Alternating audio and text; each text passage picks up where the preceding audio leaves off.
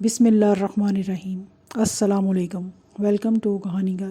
آئیے سنتے ہیں آج کی کہانی۔ میرا نام پلوشا ہے۔ آج میں اپنی زندگی کا سب سے بڑا بوجھ اتارنے جا رہی ہوں، وہ بوجھ جو میری زندگی میں موجود ہر دکھ اور ہر پریشانی سے زیادہ بھاری ہے۔ اس وقت میں عمر کے اس حصے میں ہوں جب انسان خود عزت کے ساتھ اپنی آخری آرامگاہ کے لیے دعا کرتا ہے، مگر مجھے جینے اور مرنے دونوں سے ڈر لگتا ہے۔ اگر میرا تعلق ایک مسلمان گھرانے سے نہ ہوتا تو میں وصیت کر دیتی کہ مجھے مرنے کے بعد بے شک جلا دیا جائے مگر قبر میں نہ دفنایا جائے، کیونکہ میں نے ایک ایسا ظلم کیا ہے جس کی معافی ممکن نہیں ہے۔ میں نے سرحد کے نہایت امیر گھرانے میں جنم لیا، شکل و صورت میں بے مثال اور انمول تھی۔ میری شادی بھی ایسے خاندان میں ہوئی جو دولت اور عزت سے ہم سے زیادہ تھے۔ اللہ تعالیٰ کی رحمتیں ہی رحمتیں تھیں۔ اللہ تعالیٰ نے مجھے 6 بیٹے عطا کیے۔ سسرال میں میری بہت ہی عزت تھی۔ میری ساس مجھے سر آنکھوں پر بٹھاتی تھی۔ مجھے اپنے بچوں میں رضا سب سے زیادہ پیارا تھا۔ پڑھائی مکمل ہونے کے بعد میرے شوہر نے کاروبار کے سلسلے میں اسے جرمنی بلا لیا۔ میں رضا کی جدائی میں بہت دکھی تھی، مگر یہ میرے بیٹے کے مستقبل کا سوال تھا۔ اس مرتبہ جب سردیوں میں رضا جرمنی سے آیا تو بہت خوش اور نکھرا نظر آیا، مگر کبھی کبھی بے چین اور خاموش نظر آیا۔ عجیب بات یہ تھی کہ اس مرتبہ باپ کے اصرار کے باوجود جرمنی واپس جانے کے موڈ میں نہیں لگ رہا تھا۔ میں اس دن آنگن میں بیٹھی دھوپ سیک رہی تھی۔ میری خاص خادمہ زرجانہ آئی اور رازدارانہ انداز میں بولی، بیگم صاحبہ، رضا صاحب کا شانو سے چکر چل رہا ہے۔ یہ بات سنتے ہی مجھے ایسا محسوس ہوا جیسے کسی نے میرے کانوں میں سیسا انڈیل دیا ہو۔ میں نے بغیر سوچے سمجھے اس کے منہ پر تماچا دے مارا۔ کمینی، تیری یہ جرت! مزید بکواس کیا تو تمہاری زبان کاٹ لوں گی۔ اسے گالیاں بک رہی تھی اور وہ خاموشی سے سر جھکائے ہوئے تھی۔ اسے اپنے پاس کھڑا دیکھ کر مجھے مزید غصہ آ گیا۔ بے حیا، تو میرے سامنے سے جلی کیوں نہیں جاتی؟ میرے ان الفاظ کے جواب میں اس نے آہستہ سے کہا، مالکن یہ سچ ہے۔ اس کی بات پر مجھے دوبارہ جلال آ گیا۔ دل میں آیا کہ اس کے ٹکڑے کر دوں، مگر میں نے اسے جھڑک کر وہاں سے روانہ کر دیا۔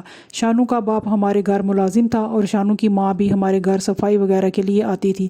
شانو ماں باپ کی اکلوتی بیٹی تھی اور شانو تھی ہی بہت خوبصورت، گندمی رنگت، لمبے بال، بڑی کالی آنکھیں، گلابی ہونٹ اور گال پر چھوٹا سا سیاہی مائل گوشت کا غبار جسے تل نہیں کہا جا سکتا تھا کیونکہ یہ تل سے بڑا تھا، لیکن شانو کی خوبصورتی میں اضافہ کرتا تھا۔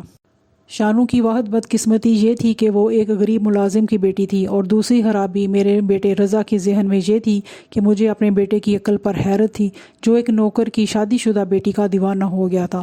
شانو کے ماں باپ نے اس کی آگ لگانے والی خوبصورتی کے ڈر سے اپنے ہی خاندان میں کسی بوڑھے سے اس کی شادی کر دی تھی۔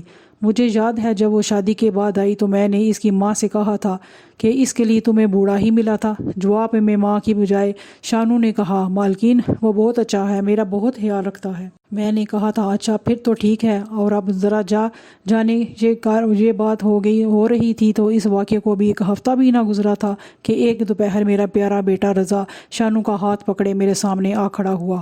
اماں، میں اس کے بنا نہیں رہ سکتا، میں نے شانو سے شادی کرنی ہے۔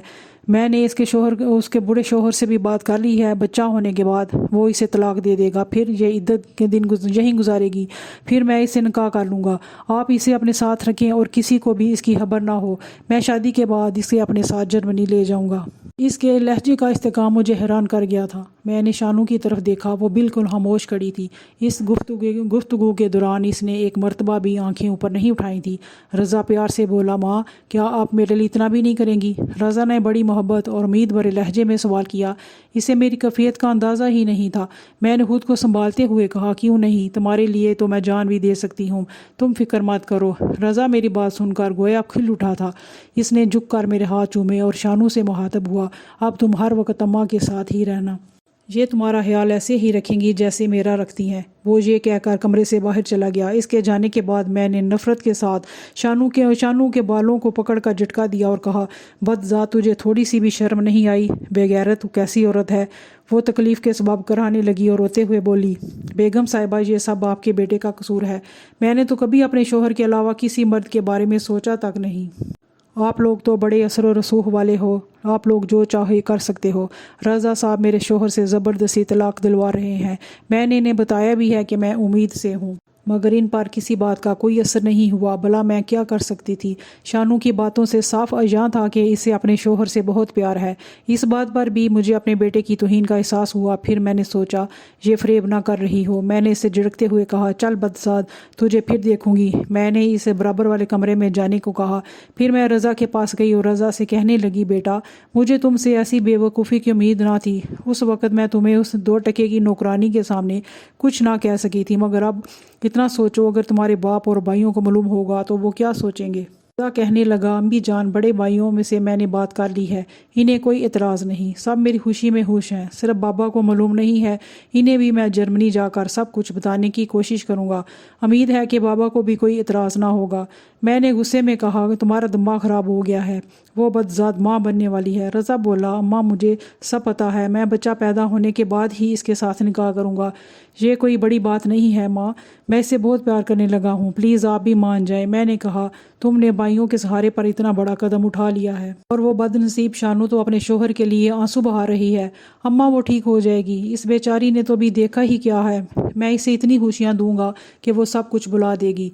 रज़ा मेरे दोनों हाथों को चूमते हुए कहने लगा, बिल्कुल बेबस हूँ माँ, इससे बेहद प्यार करता हूँ। उस वक़्त मैं अपने बेटे से हार गई थी और शानू को अपने साथ रखने की हामी भर ली थी। और वैसे भी रज़ा के 5 भाई इसके साथ थे। कुछ दिनों बाद मेरा बेटा रज़ा जर्मनी चला गया और शानू मेरे साथ रहने लगी। मैंने महसूस किया कि मेरे बाकी बेटे भी शानू का ऐसे ही ख्याल रखते थे जैसे वो वाकई उनकी भाभी हो। मेरी बहुएं भी इसका बहुत ख्याल रखती थी, मगर मैं हर वक्त जलती और कुड़ती रहती थी। शानू को तकलीफ़ देने और इसकी बेइज्जती करने का कोई मौका अपने हाथ से जाने नहीं देती थी। एक रात मेरी बहू ने मेरे कमरे में आकर बताया कि शानू की तबीयत ख़राब है। मैंने नफ़रत से कहा, जहर दे दो इसे। वो बोली, अम्मा आप इससे इस कदर नफ़रत क्यों करती हैं? इस सारे मामले में इस बेचारी का कोई कसूर नहीं है, वो बेचारी इन हालात में फंस गई है। वैसे भी रज़ा हम सब को बहुत प्यारा है, इसलिए हम शानू का ख्याल रखते हैं। बेहतर यही होगा कि आप भी रज़ा की खातिर से अपनी बहू तस्लीम कर लें। ये कहकर मेरी बड़ी बहू चली गई और मैं सोचने लगी थी कि मैं किसी भी सूरत इस बदजात को अपनी बहू तस्लीम नहीं करूँगी। मैं रोज़ाना शानू को अपने कमरे में बुलाती और वो बातें सुनाती। वो रोती हुई चुप होकर सब सुन लेती। मैं इस घर से इसे निकाल भी नहीं सकती थी, क्योंकि इसकी सब पर नज़र थी। मुझे इससे इतनी नफ़रत थी कि मैं इसे जान से मार देना चाहती थी। इसी नफ़रत की वजह एक ये भी थी कि मैं अपने बेटे रज़ा के लिए अपनी बहन की बेटी नूरीन को बहू बनाना चाहती थी, और शानू के होते हुए रज़ा कभी भी नूरीन से शादी करने पर आमादा ना होता। अब ये शानू की बदकिस्मती थी कि जब वो इसे 8वां महीना लगा तो मेरे बाप का इंतकाल हो गया।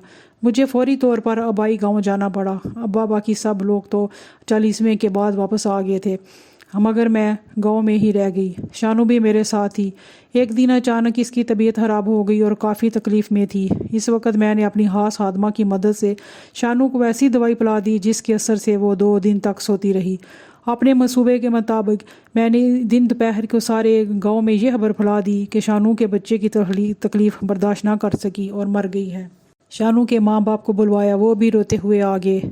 जिन औरतों ने शानू को गुस्ल दिया उन्होंने ख्याल जाहिर किया कि लड़की जिंदा है, मगर डर से खामोश रहीं। नमाज जनाजा पढ़ते वक्त किसी ने गांव के मौलवी के कानों में ये बात डाल दी कि लड़की जिंदा है। उन्होंने मुझसे पर्दे की ओर में आकर कहा, बेगम साहिबा, शायद ये औरत जिंदा है, मैं इसकी नमाज जनाजा पढ़ा कर क्यों अल्लाह ताला के कहर को दावत दूँ। जवाब में मैंने कहा था, इस औरत का चाल चलन खराब है, इसने मेरे बेटे को धोखे से अपना असीर बना लिया है। ये बीवी किसी और की है और बच्चा जो इसके पेट में है वो मेरे बेटे का है। वो भी साहब, आप बताएं ऐसी बदकार औरत का यही अंजाम होना चाहिए या नहीं। मेरी बात पर मौलवी साहब तौबा तौबा करने लगे और मेरी हाँ में हाँ मिलाते हुए कहा, ऐसी औरत को संसार करना चाहिए। अगर ये ज़िंदा रही तो मेरे ख़ानदान की बेइज्जती होगी और मेरा बेटा ऐसा करने नहीं देगा, और फिर ये बेहयाई सारे गांव में फैल जाएगी। मौलवी साहब मेरी बातों और आंखों के जाल में फंस गए। मैंने इन्हें इनाम भी दिया और इस तरह शानू को ज़िंदा दफना दिया गया। जब रज़ा को अपने भाइयों के ज़रिए शानू की मौत का इल्म हुआ तो वो फ़ौरन जर्मनी से वापस आ गया। बाद में वो पागलों की तरह रोता था। میری بڑی بہو نے مجھے شک کی نگاہ سے گھورتی رہتی تھی۔ کچھ دن بعد رضا واپس جرمنی چلا گیا اور پھر واپس نہیں آیا۔ تب مجھے پتہ چلا کہ میری خادمہ کے ذریعے نہ کسی طرح رضا کو سب حقیقت معلوم ہو گئی ہے، بلکہ میرے گھر کے سبھی افراد کو میرے گناہ کا علم ہو گیا تھا، مگر شانو کے گھر والوں کو کسی نے کچھ نہیں بتایا کہ ان کی بیٹی کے ساتھ کیا ہوا تھا۔ ان کی بیٹی تو قبر میں ہی دم گھٹنے سے مر ہی گئی ہوگی۔ آج میرا جان سے پیارا بیٹا رضا نفرت کی بنا پر مجھ سے ملنا تو دور میری شکل بھی دیکھنا پسند نہیں کرتا۔ میرے بیٹے بھی مجھ سے نفرت کرتے ہیں۔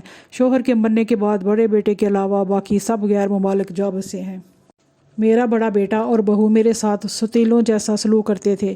بہو مجھے کچن میں جانے نہیں دیتی تھی، نوکروں سے کہتی تھی اس پر نظر رکھو، اسے زہر کھلانے کا تجربہ ہے۔ رضا سب کا لاڈلا تھا، اب میری اس حرکت کی وجہ سے مجھ سے نفرت کرنے لگے تھے۔